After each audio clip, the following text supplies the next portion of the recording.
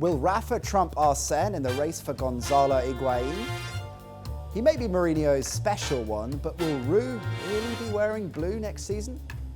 And we put your questions to our panel in added time. Joining me today are former Arsenal midfielder Ray Parlour and international football writer Peter Staunton. I'm Nat Coombs and this is Transfer Talk. So let's look at the new business. Gonzalo Higuain, the Real Madrid striker, a long-time target for Arsene Wenger and Arsenal, but it looks like the Gunners may be pipped at the post by Rafa Benitez and Napoli. Yeah, Arsenal were close to agreeing a fee for Gonzalo Higuain a few weeks ago at Real Madrid. But since then, obviously, Napoli have sold Edinson Cavani to Paris Saint-Germain for quite a lot of money. They've done business with Real Madrid already this summer. Raul Albiol and Jose Callejon, they've also gone to San Paulo. So it does look like that they've stolen a march on Arsenal for Gonzalo Higuain and going to pay more money than Arsenal were going to. And Ray, it seems like Real keep moving the goalposts, certainly in terms of the transfer fee. Yeah, they have. Cavani obviously going for lots of money. I think it was about £50 million. Then, straight away they know that Napoli need a striker. So Real Madrid, obviously, before has done business with Napoli. So they're going to push the price up a little bit. Whether Arsenal have said, well, got their nose out of place and said, we don't want to pay that sort of money for him. But the fans will be frustrated over it because it looked like he was having his medical and it was all going to set to sign. And it's probably a player that Arsenal haven't had since Ian Wright. That player in the box who can finish chances off. So it is a blow for Arsenal. But if they miss out on Higuain, Suarez would be a pretty good consolation prize, wouldn't he? I think Suarez, obviously he wants to play in the Champions League. He's made that known to Liverpool. Whether the press intrusions would be any less intense in London than they would in Merseyside, I'm not so sure.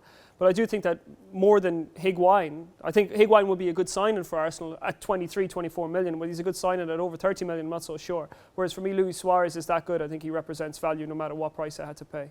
Who do you think would represent a better buy for Arsenal? Oh, Suarez, without doubt. I mean, I think he was excellent at Liverpool for the last few seasons. I know he's had his problems on and off the field, but he's still a quality player. And I think the work rate of him is so important because when you're playing in midfield and you see your forward running around like he does, closing people down, you can push in as well.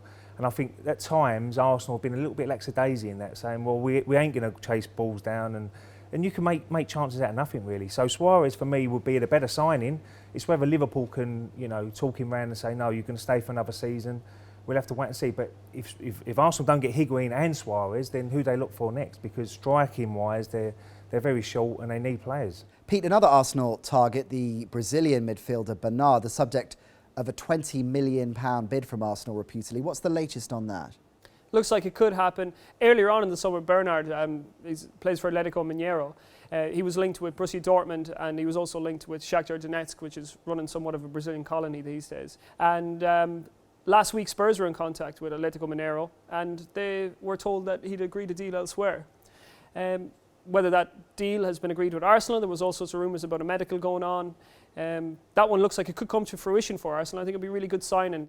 Ray, Bernard's a diminutive midfielder. The Premier League is very physical. Can you see that being a problem? I mean, he looks a very special player. A little bit down the Oscar mould, really. Chelsea took a gamble. He had a great season at Chelsea last season. Both feet, scores goals, good football brain. And that's what Arsene Wenger wants. He wants players who can think the right way. And Cazorla certainly done that last season for Arsenal.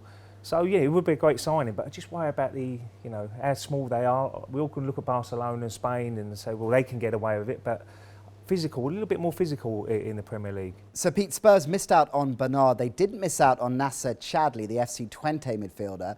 Very exciting player, isn't he? Yeah, he impressed against Spurs a couple of seasons ago in the Champions League, I think it was, when he caught a couple of goals against them. This is a really useful addition for Spurs. Predominantly right-footed, but he can play again on any of the positions in behind the front man. Uses right foot mostly, but can use his left foot. Can play in behind as a central creator too. He's a quick, powerful player with an explosive shot, Chadli, and I think he will complement the strengths that Spurs have in the squad at the moment. You can complement the likes of Gareth Bale, Aaron Lennon, Lewis Holtby. Add something different to them and a goal-scoring threat too. Chadli definitely bolsters this squad. But Spurs have missed out on a number of strikers, David Villa, Benteke, so Soldado seems to be the player in the frame now. Yeah, it looks like that's going to happen as well. I mean, £25 million talked about. Valencia, they need to sell players, at the moment. 25 million, does that represent good business for you?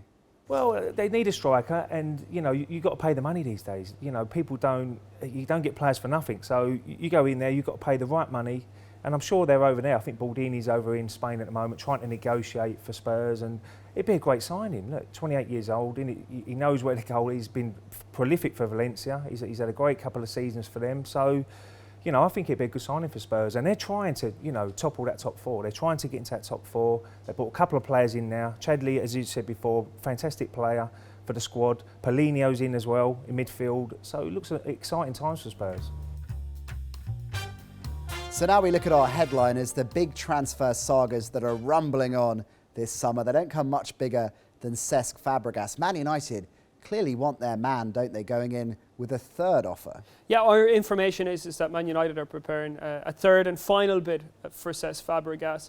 They've already been rebuffed twice already. They've missed out on their central midfield targets already. Kevin Strootman's gone to Roma, Thiago Alcantara has gone to Bayern Munich, so they're really going all out trying to get Cesc Fàbregas. But if they get a no this time, that's it, they're going to have to start looking elsewhere. Ray, Fabregas is a player you know very well. You worked with him when he came up through the Arsenal youth system. What do you think the best move for him is right now? Well, I can see him staying in Barcelona, I really can. But look at the other side of the coin.